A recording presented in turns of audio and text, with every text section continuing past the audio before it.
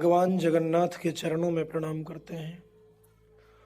और जैसा कि पिछले वीडियो में हमने चर्चा किया, रामचरितमानस एक अनुपम, अलौकिक, दिव्य ग्रंथ, या ये कह लीजिए कि इस धरती पर वरदान स्वरूप है, जो गोस्वामी तुलसीदास जी की कृपा से हम लोगों को सुलभ है।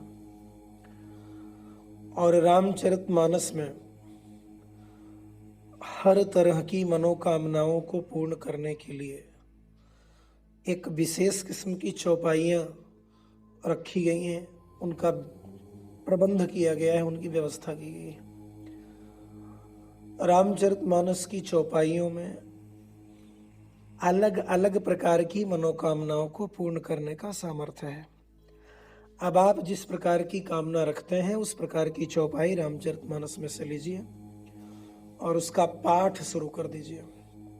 नित्य प्रति 1 बार, 2 बार, 5 बार, 3 बार, जैसा आपके पास समय हो, बस पवित्रता के साथ, विश्वास के साथ, श्रद्धा के साथ 1 बार किया गया भी पर्याप्त है।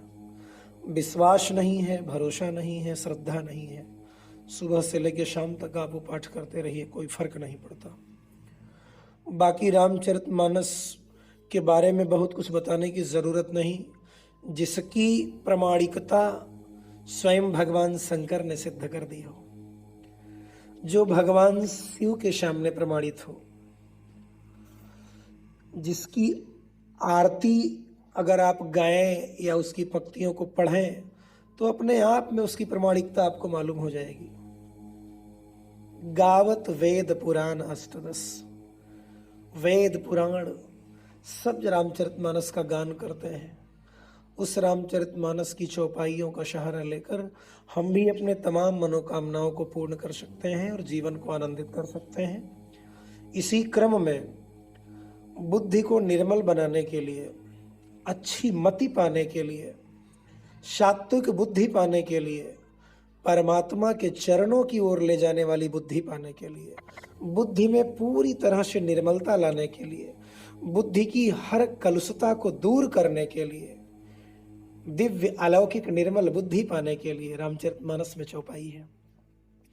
और इन चौपाइयों में जगत जननी, जनक सुता, भगवान श्री राम की प्रियतमा माता सीता के चरणों की वंदना की गई है और उनसे निर्मल बुद्धि की ही मांग की गई है। इस चौपाई का पाठ करने वाला व्यक्ति निर्मल बुद्धि का अधिकारी हो जाता है, उसकी मति पवित्र हो जाती है, उसके विचार शुद्ध सात्विक हो जाते हैं। और जब बुद्धि निर्मल होगी तो अपने आप आपके कार्य ही शुद्ध हो जाएंगे, पवित्र हो जाएंगे। और जब कर्म पवित्र होंगे तो परिणाम अपने आप सुखद हो जाएगा। इन चौपाइयों का सहारा लेकर के अपने बुद्धि को निर्मल बनाएं। चौपाइयां मैं बोल रहा हूं, चौपाइयों को सुनिए और इसका लाभ लीजिए। जनक सुता जग जननी जानकी, अतिशय प्रिय करुणा निधान की, ताके जुगपद कमल मनावं, जासु कृपा निर्मल मति पावं।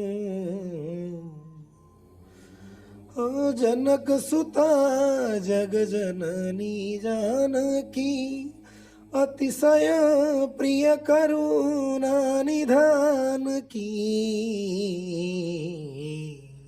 जनक सुता जग जननी जानकी, अतिशय प्रिय करुणा निधान की, ताके जुगपद कमल मनावं, जासु कृपा निर्मल मति पावं।